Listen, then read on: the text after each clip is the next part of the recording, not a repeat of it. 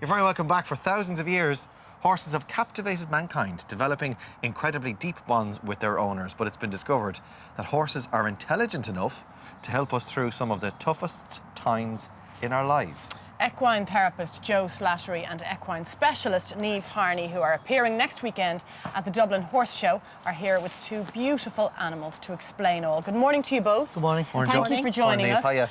Joe, let me come to you first. Equine therapy, we hear about it a lot, but what is it?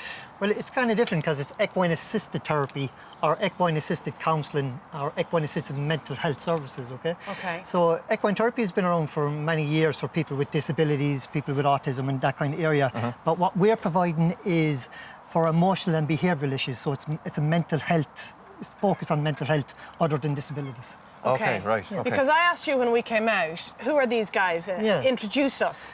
Because normally when we have pets, animals on the show, you get their name and their background. And what did you say to me?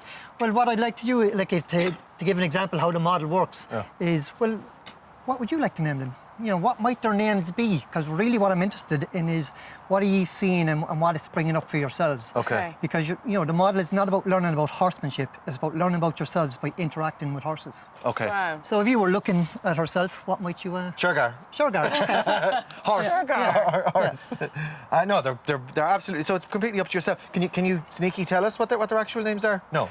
Right. Okay. All right. Okay. That fine, ruins fair enough. things, does it? It ruins because people might be watching and who knows. Fair enough. You know, Yeah. it's a metaphoric process. So when they come and they already know their names, then that's set. Whereas I want people to explore for themselves what's coming up for them, what are they seeing, what does it mean for themselves, you know? And then you can explore them based on the naming process. Exactly. What it is you can work. What's your own background, Joe? Well, you know, for the last 10 years, I've been working in the area of family support and crisis intervention. Yeah. And I've been an addiction counsellor for the last 7 years, working with adolescents. Yeah. So the equine came out of that, you know? Okay. Because a lot of young people kind of struggle speaking about their emotions and feelings that have went through trauma.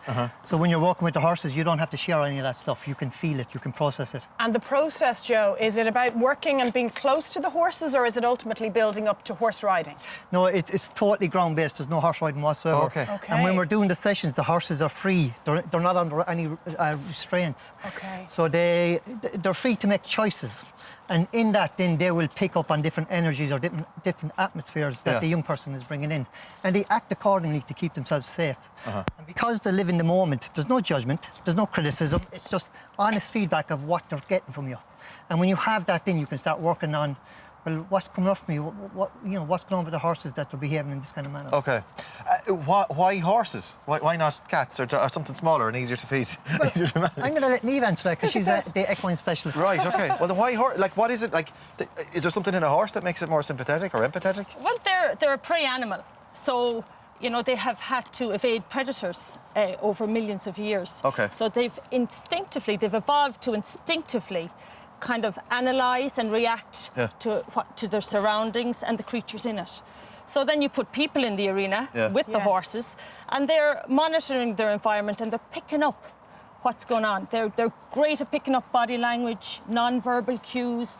They seem to have this ability to pick up on our energy and on our intent. I think this one's picking up on your energy. You just wanted to get through a sentence. I think so too. Certainly is, and maybe the cameras as well.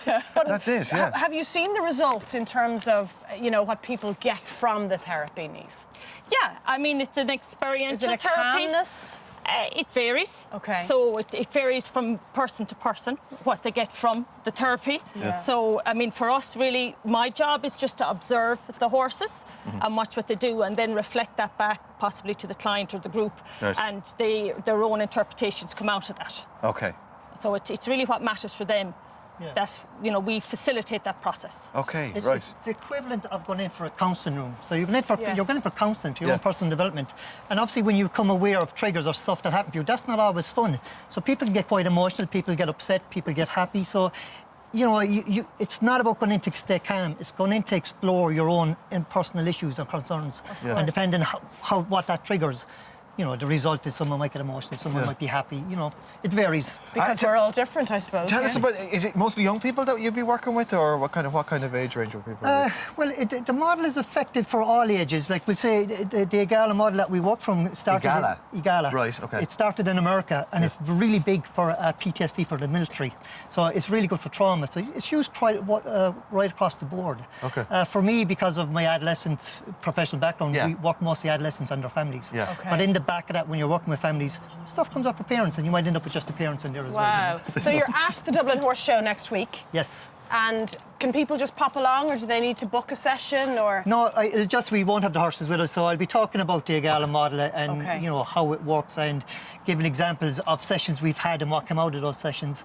So I'm there on the Friday and the Saturday in the Horseplay Hub, which is the concert arena.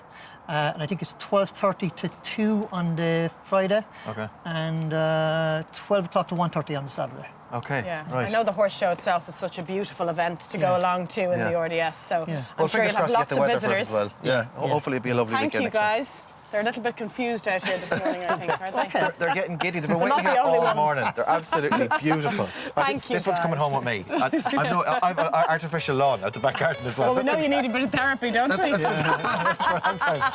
Joe's going to be at the Horseplay Hub, you. the Dublin Horse Show, 12:30 next Friday and 12 on Saturday. And if you'd like to hear more, you can check him out there.